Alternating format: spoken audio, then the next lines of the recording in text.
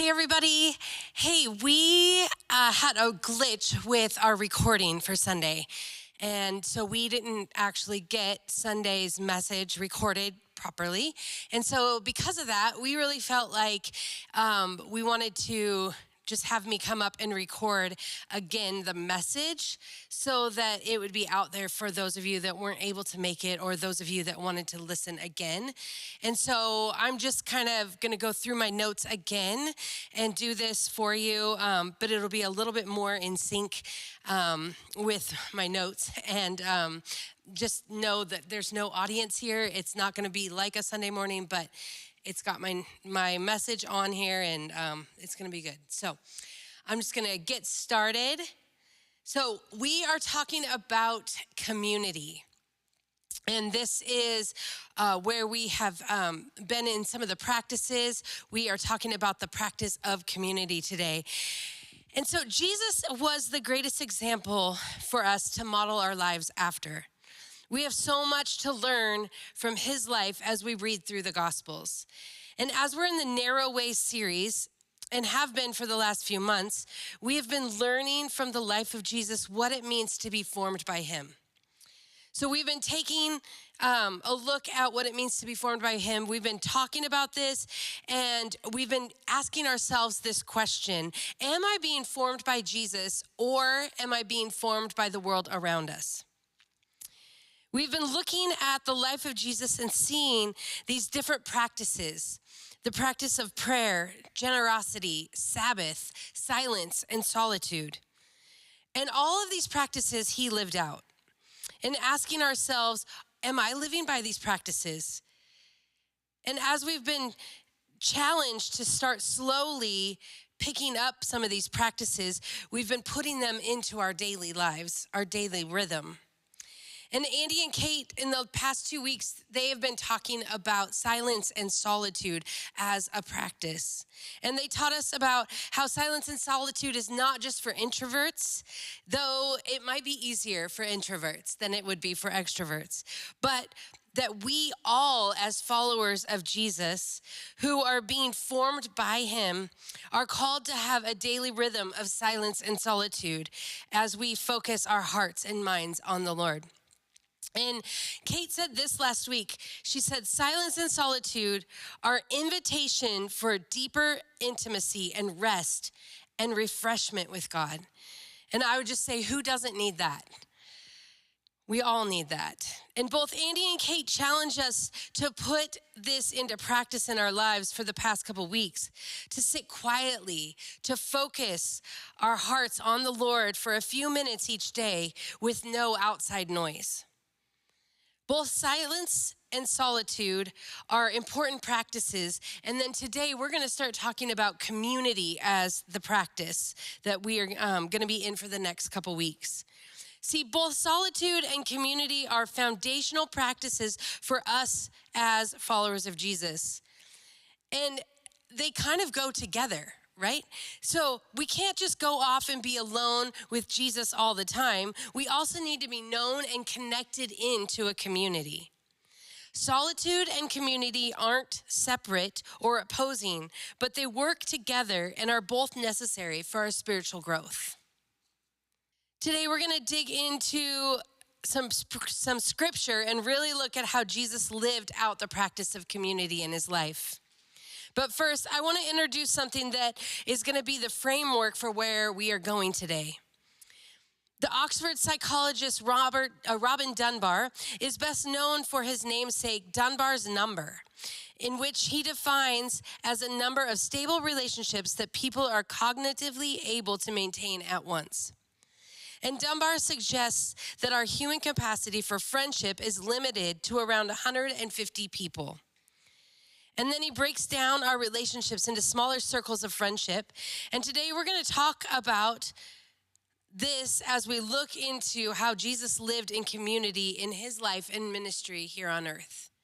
So the first circle, the outer circle, that is where we're going to start today. We might usually start in the center circle and move out, but we're going to start in the outer circle today. And that outer circle is what Jesus saw as the large crowds, and Dunbar would call that the tribe. And this being the outer circle, that starts with about up to 150 people that Dunbar talks about. And Jesus, to him, this would be the larger crowds that surrounded his life and his ministry. And it says 17 times in the Gospels, Jesus was with the larger crowds. He was in community with these large groups of people.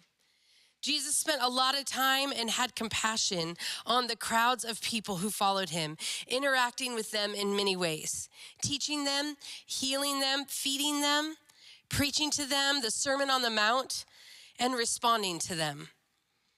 And he treated everyone equal as he spent time with them, as he spent time with tax collectors and foreigners and the sick.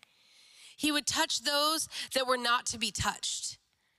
He would go to dinner in homes where the religious leaders would call sinners. He sat on hillsides teaching those who were hungry for what he was teaching. And in Matthew 5:1, it says, now when Jesus saw the crowds, he went up on the hills, on the mountainside and sat down.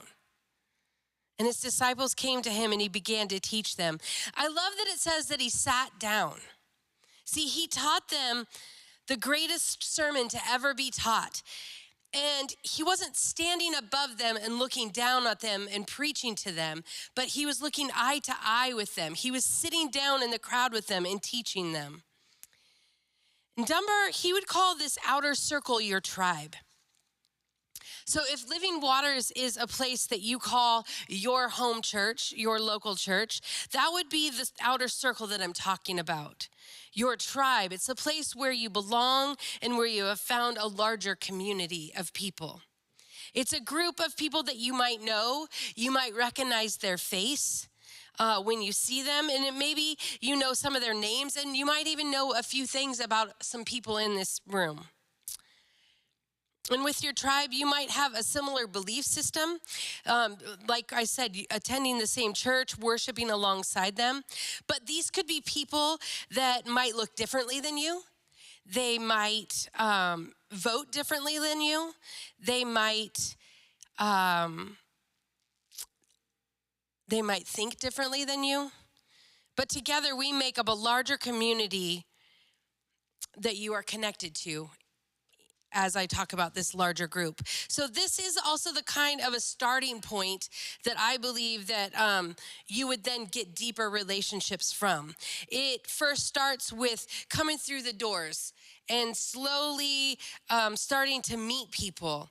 People start to get to know you and your family as you, maybe you sit in the same area of this room, and so people recognize when you are here or when you're not here. People might get to start knowing your kids because they're involved in some of the ministries, and so then they want to get to know you. So this is where we get to start with relationships. It's this outer circle, this 150 capacity that Dunbar talks about. The next circle in is what Jesus called his followers, and Dunbar would call it a village. So this next circle, it's up to about 50 people. And Jesus, he didn't live with just the 12 disciples, but he had a village around his life. And it says in Luke 8:1-3, after this, Jesus traveled about from one town and village to another, proclaiming the good news of the kingdom of God. And the 12 were with him, and also some women who had been cured by evil spirits and diseases. Mary called Magdalene, from whom 7 demons had come out, Joanna, the wife of Shuzah, the manager of Herod's household, and Susanna, and many others. These women were helping to support them out of their own means. So this group is a smaller group than the larger crowd of the 150. They would travel with him from town to town, building relationships with Jesus, being taught by him, and becoming known by him. Their lives were ones that were radically touched by Jesus. So they wanted to be where he was. They wanted to walk life with him. And this smaller group would allow for him to know them. So he probably knew their names, and he probably knew something about them that would identify who they were. And it says that they would sometimes travel with him. So that would allow for deeper relationship with him than it would if he was just on a hillside with you with 150 people. And for us, if you want to talk about village, for us, that would be like something like our discipleship groups that maybe you're attending one of them or you have signed up for this next group that are getting started. And if we were to put it into context of even what we're doing right now, we have 50 women coming to our ladies' retreat this coming weekend. And so that circle would represent this crowd, this circle that I'm talking about. And it could be people that you work with. It could be your kids' sports teams that you are getting to know the parents as you cheer them on and your kids on in the bleachers with them. These are people that you know, but you probably aren't very close with. You have good conversations with them, but maybe you're not as vulnerable with them as you would be in the other two smaller groups. And you see them as an acquaintance with the potential to get to know them better, and maybe they are moved into those inner circles as time goes on.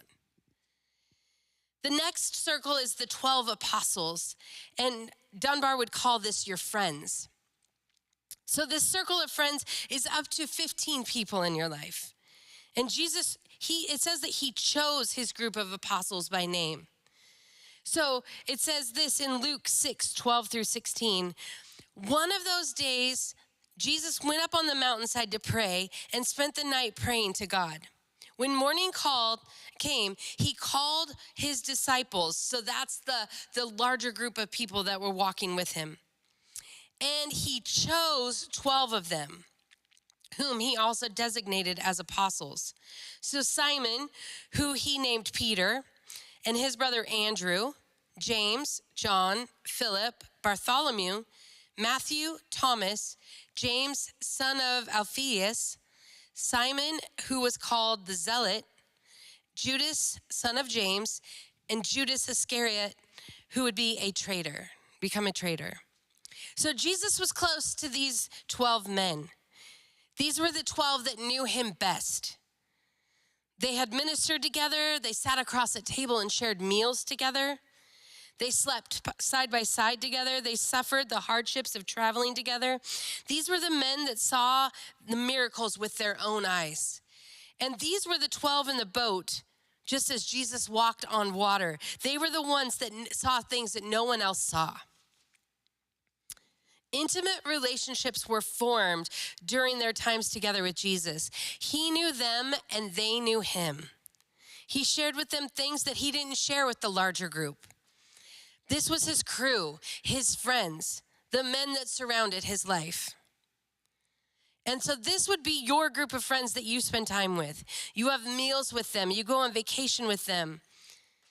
They are known as your support system if you're sick or if you need a meal or if you need anything. Your car breaks down and you need them to pick you up. They're the people that you can count on. And an example of this is for years I have these friends, and two of the families recently moved out of the valley over this last year. But for years we had a Labor Day weekend family weekend. And that means that they were my friends, but they were also as close as family to me. They were the people that I do life with.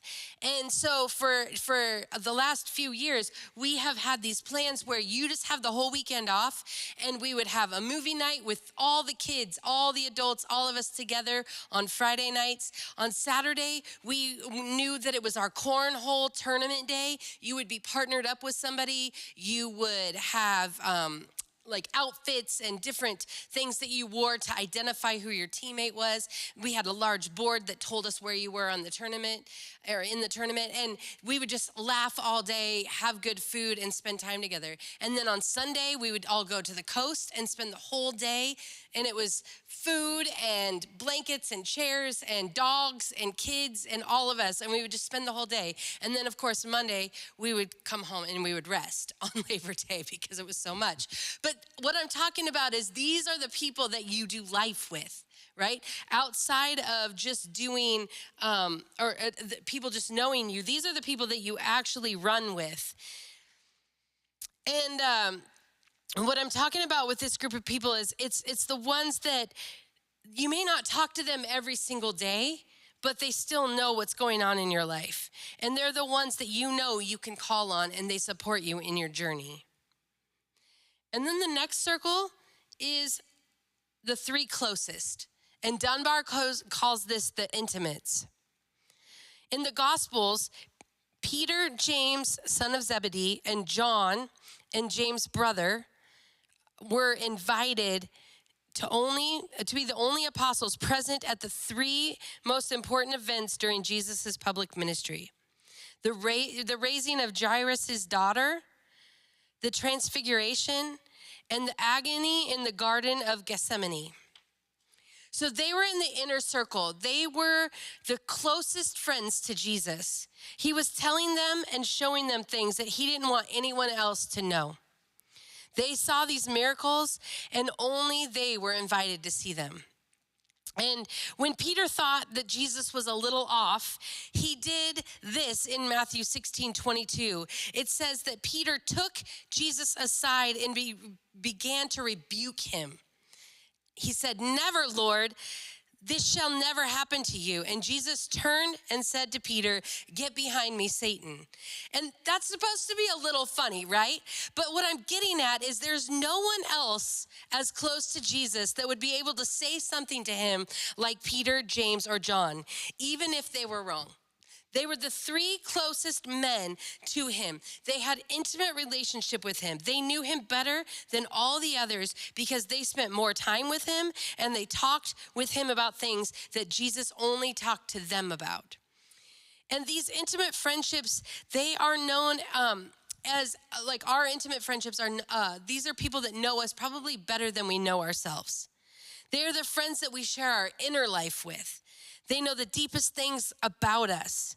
They're the people that you confess your sins to, as Andy talked about when we were going through the practice of prayer, where we need to be confessing certain things to people. And these are the people that you can trust with those things. These are the people that will walk with you through those things.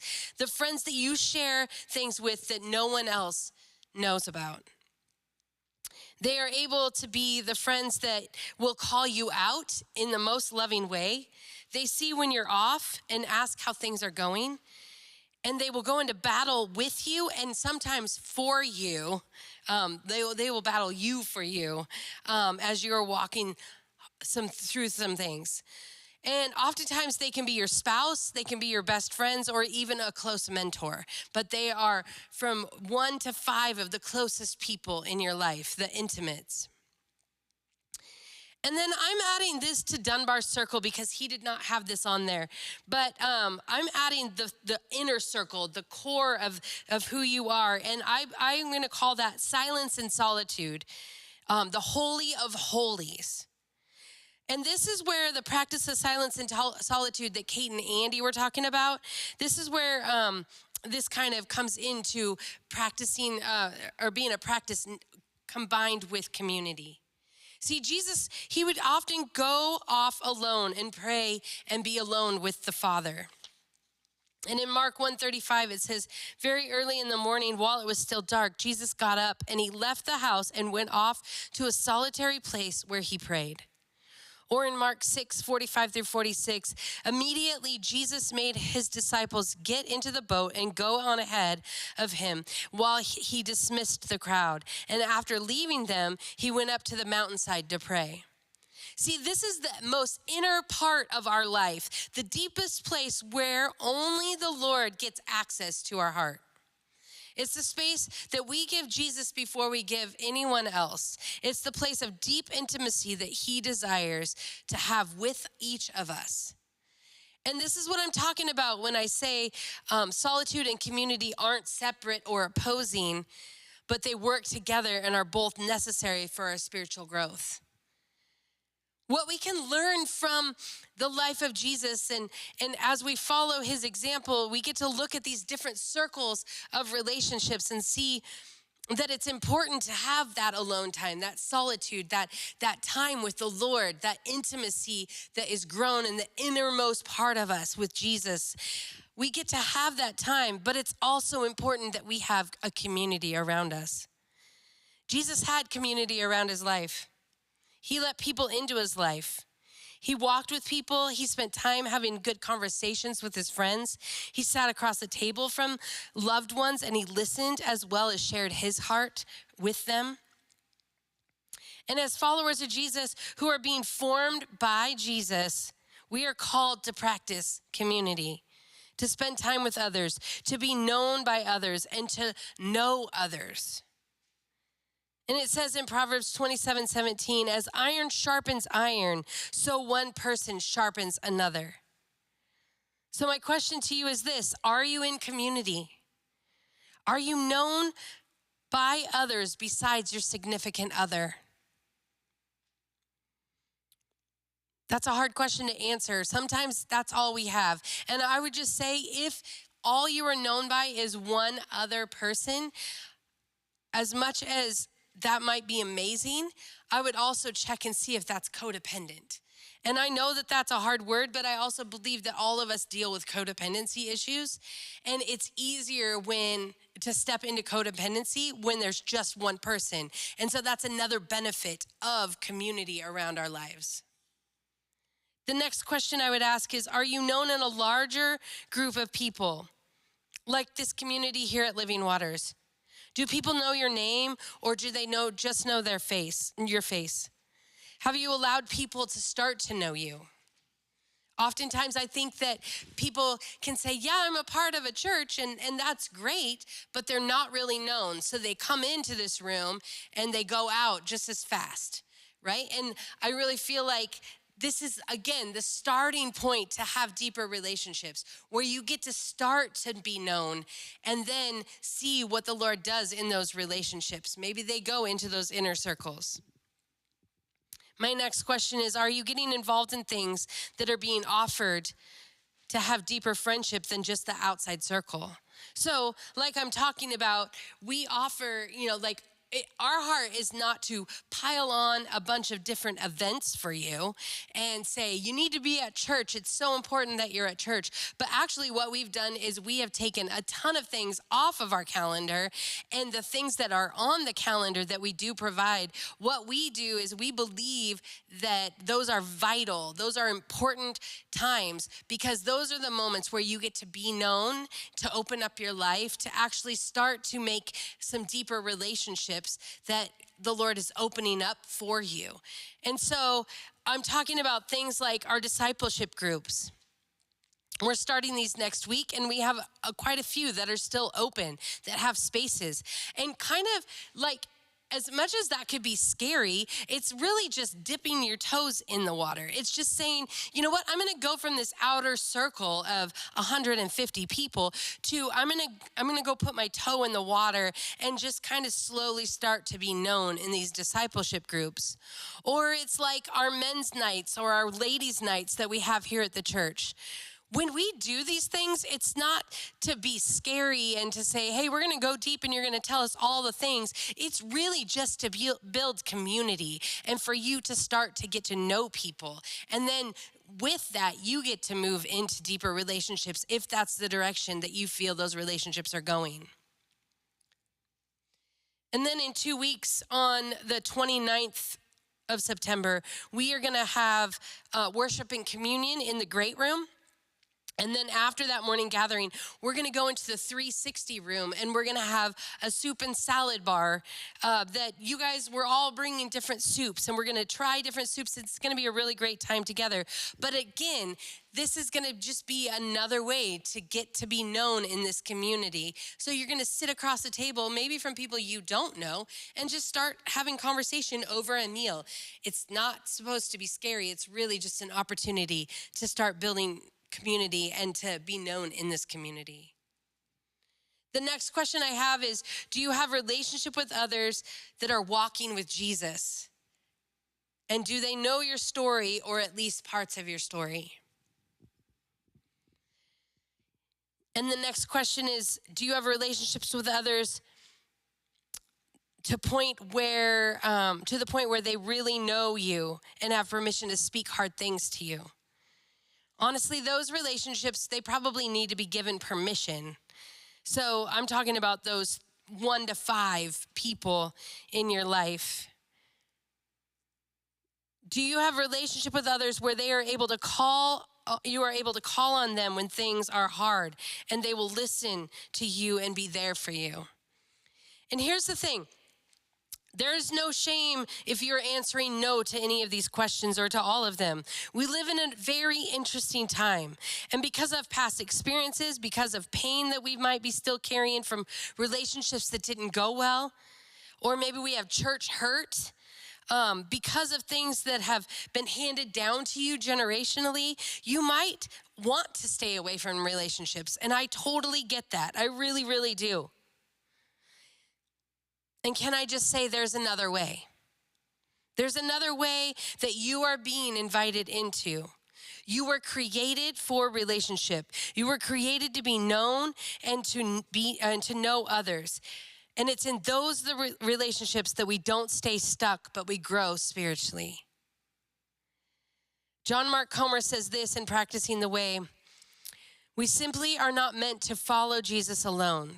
The radical individualism of Western culture is not only a mental health crisis and a growing social catastrophe, it's a death blow to any kind of serious formation into Christ-like love, because it's in relationships that we are formed and forged. Whew, that's a heavy one. But just like Jesus modeled relationships to us, we get to follow his lead and to start to take steps towards building community in our lives. And in Hebrews 10:24-25, it says, "And let us consider how we may spur one another on toward love and good deeds, not giving up meeting together as some are in the habit of doing, but encouraging one another, and all the more as you see the day approaching." Community helps us feel connected and grounded. Relationships can hold us accountable and encourage us to be more. We hear what others are doing, and it spurs us on to pursue walking with God and living healthy lives, spiritually, physically, and emotionally. We can learn from each other and find comfort and support. Being in a community is a core piece of growing in our faith. And going back to the circles, when I first heard about these circles, I was in counseling, and my counselor told me that I needed to kick a lot of people out of my inner circle because I had let everyone in there. You see, I had given that inner place, the Holy of Holies, to a lot of people in my life, and it was a little crowded in there. It wasn't just for the Lord. It was for anybody that would love me. And the reason was because I was so desperate to be loved by people. So I honestly thought, if they all know my life and I let them in to those places, maybe they'll love me. And as I've healed and I've matured in my walk with the Lord, I've been able to identify those in each of my circles and have very healthy relationships than I did before. Our deepest formation all happens in the small circles. It is important to find those that the Lord is bringing into your life to be in each of these circles. So maybe we need to kick some people out of the inner circle, and maybe you need to invite some people in to that next circle, that intimate circle or the friend circle. And maybe you aren't sure how to do that. Or you're one of those kind of private people that don't really have many friends, or maybe you just have your spouse and that's it. And you're like, I don't know that I really want to do this. I don't know what it is that might be holding you back from being known and opening up your life to others. But God's heart for you is that you would be in community, that you would find friends that you can do life with and you can be open and honest with, and that they won't throw you away no matter what's going on in your life. And if this is a practice that the Lord is modeling for us and asking us to practice in our daily lives, then the Lord has community for you. His heart is for you to be in relationship with others. You are not meant to walk out this life alone or just be with one person, even though that might be easier. His desire is to form you into a person of love, and that comes in our times in community. And it takes you stepping into this practice of community and letting people in. And can I just say, it doesn't need to be a super drastic step. It can be a slow process. Jesus is asking for your heart to be open, and he will start to open your eyes to those that he wants to invite into your life. I remember having to kick everybody out of my inner circle of my life, and I remember thinking, well, then how do I even invite people into my life if everybody's going to be removed from it? And I went on a 40-day journey through Psalm 119 with the Lord. This was like 10, 12 years ago. And as I'm in the process of just spending time with the Lord and really learning how to build these circles of friends in my life, he gave me a list of 6 women that he wanted me to invite into my life. And one of those women I didn't know. I knew of her name. I knew her email address because it was on Planning Center, but I didn't know her. And I was scared and thinking, are you sure that that's the person? Because I don't really know her and she's gonna think I'm weird if I invite her into this circle of my friends. And he asked me to do it, so I put an email out to her and I invited her to this dinner that I was inviting these women to. And she came, she showed up. And at this dinner, I made them this lovely dinner, and then I asked them to be all in with me. And I asked them to be the women that would look at my life and call me out if they saw things, and that they would be the women that I could like let into that intimate circle of my life. And I will tell you that 10, 11 years later, she's still in that inner circle of my life.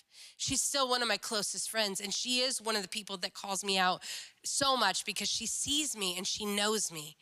And so I would just challenge you to pray and ask the Lord, who are these people that you want me to invite in?